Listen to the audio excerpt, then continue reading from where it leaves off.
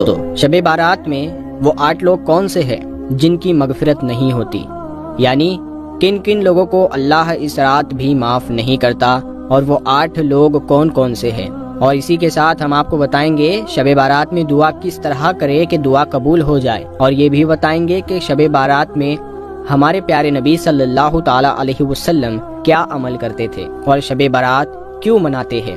تو ایک ہی ویڈیو میں بہت ساری معلومات ہوگی، تو اس ویڈیو کو لائک کرے یا نہ کرے، بس اس ویڈیو کو آپ پورا ضرور دیکھنا۔ شعبان اسلامی سال کا 8واں مہینہ ہے، اور یہ وہ مہینہ ہے جس میں بندوں کے اعمال اللہ تعالیٰ کی بارگاہ میں اٹھائے جاتے ہیں، اور یہ مہینہ رمضان کے قریب ہے۔ اسی لیے جب بھی یہ مہینہ آتا تو ہمارے نبی محمد صلی اللہ تعالیٰ علیہ وسلم یہ دعا فرماتے تھے کہ اے اللہ، ہمارے لیے رجب اور شعبان کے مہینے میں برکت عطا فرما، اور ہمیں رمضان کے مہینے تک سلامتی کے ساتھ پہنچا دے۔ اور آپ صلی اللہ تعالیٰ علیہ وسلم زیادہ تر نفلی روزے شعبان کے مہینے میں ہی رکھتے تھے، اور اس کی وجہ آپ فرماتے تھے کہ اس مہینے میں ملک الموت یعنی موت کا فرشتہ کو ان لوگوں کے نام لکھ کر دیے جاتے ہیں جن کی روح قبض کی جائے گی جو اس سال مر جائیں گے۔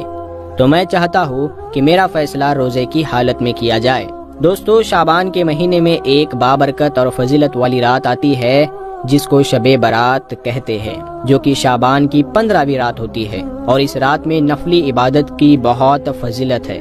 شب ہندی میں کہتے ہیں رات کو، اور برات کا مطلب ہے بری ہونا، آزاد ہونا، یعنی گناہوں سے بری ہو جانا، چھوٹ جانا۔ اور عربی مہینے شعبان کی 15ویں تاریخ کو یہ رات ہوتی ہے جسے شب برات کہتے ہیں۔ اس رات کی اتنی فضیلت ہے کہ اگر کوئی بندہ ثواب کی امید کے ساتھ عبادت کرتے ہوئے اللہ سے اپنے گناہوں کی معافی مانگے تو اللہ تعالیٰ بہت جلد گناہوں کو معاف کر دے گا۔ 4 راتیں ہیں جو فضیلت والی ہے۔ ایک ہے لیلۃ القدر جو رمضان کے آخری عشرے میں ہوتی ہے، دوسری ہے عید الفطر کی رات، اور تیسری ہے عید الاضحیٰ عید قربانی کی رات، اور چوتھی ہے شعبان یعنی 15ویں شعبان کی رات یعنی شب برات۔ اس رات کی خاصیت یہ ہے جیسے پورے سال کا بجٹ ہماری سرکار پیش کرتی ہے کہ پورے سال کیا ہوگا، اسی طرح اس رات میں آنے والے سال کے تمام قدرتی کاموں کا لیکھا جوکھا اللہ تعالیٰ فرشتوں کو دے دیتے ہیں، جیسے لوگوں کی زندگی اور موت کا فیصلہ ہو۔ اس رات میں کیا کوئی خاص عبادت کرنی ہوتی ہے؟ تو اس کا جواب ہے نہیں، اس رات میں کوئی خاص عبادت نہیں جو سنت سے ثابت ہو، لیکن ہاں نفلی عبادت کوئی بھی کر سکتا ہے، جیسے نفل نماز پڑھنا، قرآن کی تلاوت کرنا، اللہ کا ذکر کرنا، دعا کرنا، کیونکہ یہ رات بخشش کی رات ہے، اسی لیے اللہ کے سامنے اپنے گناہوں کی معافی ضرور مانگنا۔ اور اس رات میں عبادت مسجد میں کرنی چاہیے یا گھر میں؟ تو اس کا جواب ہے ہمارے نبی صلی اللہ تعالی علیہ وسلم نے ارشاد فرمایا کہ اپنے گھروں کو قبرستان نہ بناؤ۔ مطلب یہ ہے کہ فرض نمازوں کے علاوہ نفل، سنتوں اور ذکر سے اپنے گھر کو منور اور روشن کرو۔ اور اس رات میں عبادت نفلی ہے، اسی لیے گھر میں کرے تو زیادہ بہتر ہے، کیونکہ نفلی عبادت کے لیے لوگوں کا اکٹھا کرنا ٹھیک نہیں ہے، اپنے طور پر جتنا ہو سکے کرنا چاہیے۔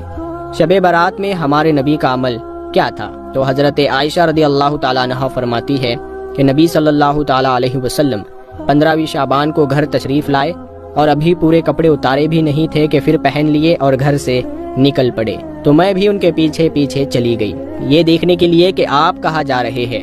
تلاش کرتے کرتے میں نے آپ کو دیکھا کہ آپ مسلمانوں کے قبرستان میں ہیں اور مومنوں کے لیے دعائے مغفرت کر رہے ہیں۔ تو شب برات میں دعا کیسے کرنی چاہیے؟ اگر کوئی عربی دعا یاد نہ ہو تو ہم اس طرح دعا مانگ سکتے ہیں۔ میرے دوستوں، میں دعا پڑھ رہا ہوں، آپ لوگ بس آمین آمین کہتے جائیے، یا کمنٹ میں آمین ضرور لکھیں، کیا پتا کس کا لکھا آمین کب قبول ہو جائے۔ اے میرے اللہ، تو ہی سب پر احسان کرنے والا ہے، کوئی تجھ پر احسان نہیں کر سکتا۔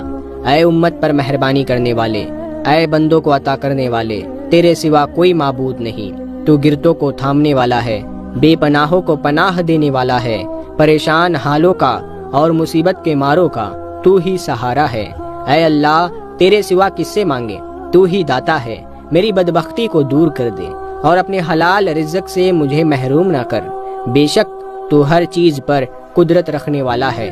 اے اللہ، میری پریشانیوں کو دور فرما، چاہے ان کو جانتا ہوں یا نہیں، یقیناً تو ہی سب سے زیادہ احسان کرنے والا ہے۔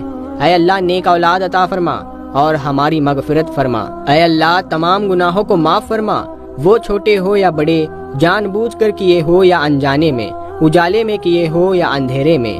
اور اے اللہ آئندہ ہمیں گناہوں سے بچنے والا بنا دے اور ان گناہوں کی نحوست کو مٹا دے۔ اے اللہ ایمان پر خاتمہ فرما دے، ہمارے ماں باپ، استاد اور تمام مسلمانوں کی مغفرت فرما دے اور ان کی نیک دعاؤں کو قبول فرما دے۔ اے اللہ ہمیں مانگنا نہیں آتا، ہمیں وہ سب عطا فرما دے جو نبی صلی اللہ تعالی علیہ وسلم نے تجھ سے مانگا اور جن چیزوں سے ہمارے نبی نے پناہ مانگی، اے اللہ ان تمام چیزوں سے ہمیں پناہ دے دے، آمین یا رب العالمین۔ پیارے دوستو، اس رات میں ان 8 لوگوں کو بالکل بخشا نہیں جائے گا، یعنی اللہ تبارک و تعالیٰ ان 8 لوگوں کو اس مبارک رات میں بھی معاف نہیں کرے گا۔ تو وہ 8 لوگ کون سے ہیں؟ آئیے دیکھتے ہیں۔ نمبر 1، مشرک، اللہ کے علاوہ کسی اور سے فائدے اور نقصان کی امید رکھنا اور اللہ کے علاوہ کسی اور کو پوجنا اور اس کی عبادت کرنا، ایسا شخص اس رات میں بخشا نہیں جاتا جب تک وہ توبہ نہ کر لے، اور اسی کو مشرک کہتے ہیں۔ نمبر 2، دل میں کینہ رکھنے والا۔ کینہ کسے کہتے ہیں یہ سمجھنا ضروری ہے۔ جب کسی آدمی کو کسی پر غصہ آتا ہے اور سامنے والا اتنا طاقتور ہے کہ اس پر غصہ نکالنے اور بدلہ لینے کی قدرت نہ ہو، تو اس کے ضبط کرنے سے اس کے دل میں ایک قسم کا بوجھ ہو جاتا ہے، اسی کو کینہ کہتے ہیں۔ اس کا علاج یہ ہے کہ اس کو معاف کر کے اس کے ساتھ میل جول اور تعلقات شروع کر دیے جائیں۔ تو جو دل میں کینہ رکھے گا اللہ تبارک و تعالیٰ اسے معاف نہیں کرے گا۔ نمبر 3، رشتوں کو توڑنے والا۔ دوستو، رشتہ داروں کے جو حقوق ہم پر واجب ہے ان کو ادا نہ کرنا، ان کے ساتھ بدسلوکی کرنا، تعلقات ختم کر دینا، یہ رشتوں کو توڑنے میں آتا ہے۔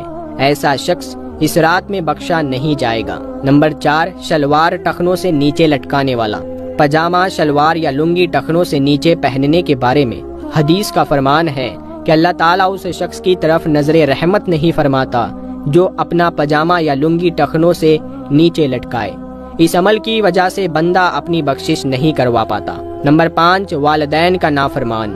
اس رات میں اللہ کی رحمت سے محروم رہنے والا شخص وہ بھی ہے جو اپنے ماں باپ کا نافرمان ہے، جو اپنے ماں باپ کو جھڑکیاں دیتا ہے، جو اپنے ماں باپ پر چلاتا ہے، غصہ ہوتا ہے، تو اسی نافرمان کی کبھی بخشش اللہ تبارک و تعالیٰ اس مبارک رات میں بھی نہیں کرتا۔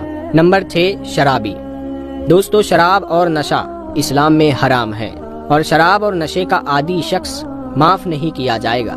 نمبر 7، ناحق قتل کرنے والا۔ بغیر کسی وجہ کے کسی کا قتل کرنے والا، اس کو بھی اللہ تبارک و تعالیٰ معاف نہیں کرے گا۔ نمبر 8، زنا کرنے والا۔ نامحرم کو دیکھنا، اس کو چھونا، بلا ضرورت بات کرنا اور ناجائز تعلقات رکھنا زنا ہے۔ اللہ تعالیٰ ان تمام گناہوں سے ہمیں بچائے، آمین۔